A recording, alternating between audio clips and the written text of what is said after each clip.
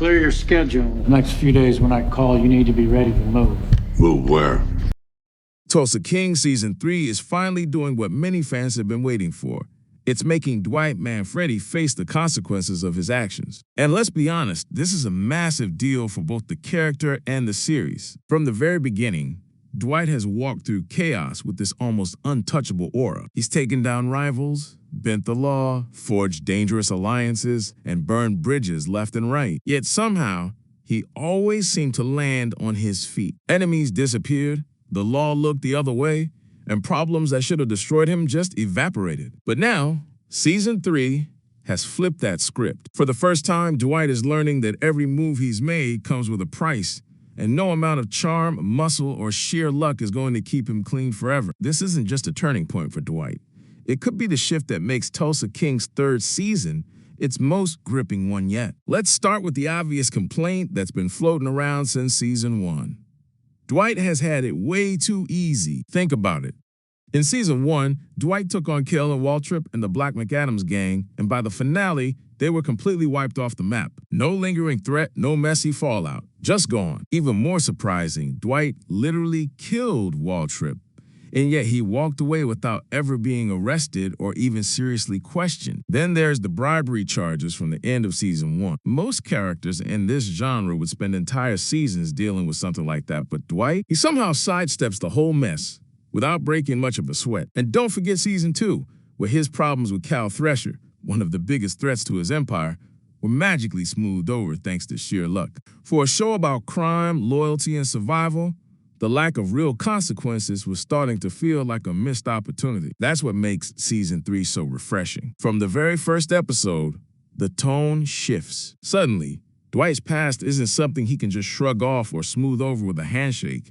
It's an active, living problem that's finally caught up with him. And the vehicle for this change comes in the form of Agent Muso. This guy doesn't play by the same rules as Dwight's past enemies. He's not a rival mobster who can be muscled out of town. And he's not some naive lawman who can be bribed or manipulated. Muso is sharp, methodical, and most importantly, he's holding all the cards. When he reveals that he's been building a sizable blackmail folder on Dwight, it changes the entire power dynamic. For the first time, Dwight isn't the one in control.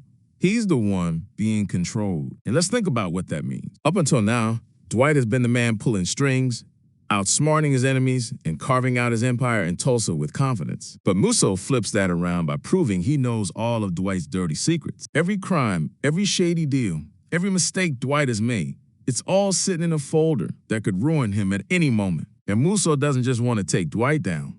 He wants to own him, to wrap him around his finger. That's not just a threat to Dwight's empire. It's a threat to his entire identity. Dwight has always prided himself on being his own man, making his own choices. Now, those choices are being dictated by someone else, and that's going to eat at him in ways we've never seen before. The brilliance of this new direction is that it forces Dwight into uncharted territory. He's always operated with this sense of invincibility, but Season 3 is breaking that illusion. Suddenly, his enemies aren't just disappearing, and his mistakes aren't being swept under the rug.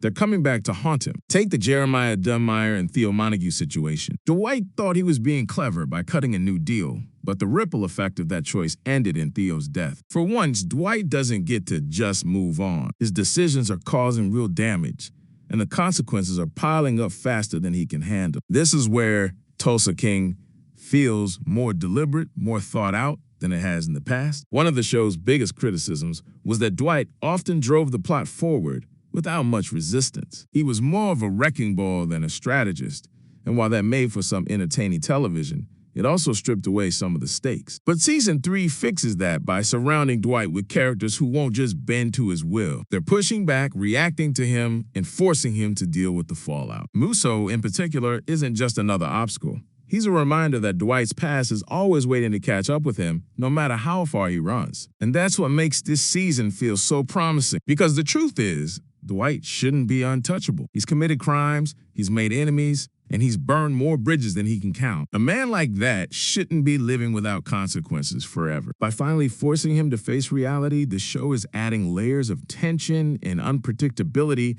that weren't always there in the earlier season. Every decision Dwight makes now feels heavier, because we know the price is coming due. Every alliance he forges feels shakier, because betrayal is just one mistake away. For the first time, it feels like Dwight could actually lose everything. And honestly, that's what makes him more relatable. Nobody wants to watch a character breeze through challenges without ever stumbling. What makes great TV is watching a character struggle, adapt, and evolve under pressure. Season 3 is finally putting Dwight in that position. He's not the untouchable mobster anymore. He's a man fighting to hold on to his empire while the walls close in around him. That makes him vulnerable, makes him human, and it makes the stakes so much higher. But here's the other thing. Dwight isn't the kind of man to just roll over and let someone else control him. Yes, Muso has the upper hand now, but Dwight has survived for decades in a brutal world by being tougher and smarter than anyone expected. This blackmail folder might put him in check, but it won't keep him there forever. Season 3 is setting up what could be one of the most compelling chess matches in the series. Dwight trying to figure out how to free himself from Muso's grip without destroying himself in the process. That tension between control and freedom is going to define his arc this season, and it's going to keep viewers glued to their screens. Another thing worth pointing out is how this shift affects the tone of the show overall. Tulsa King has always been entertaining, but sometimes it leaned more into the fantasy of Dwight's success than the gritty reality of his world. Season 3 grounds the story in a way we haven't seen before. It asks the hard questions. What does it really mean to live this kind of life? What happens when every choice you've made comes back to haunt you? And how long can a man like Dwight really keep the empire he's built? By leaning into those themes, the show isn't just giving us more drama.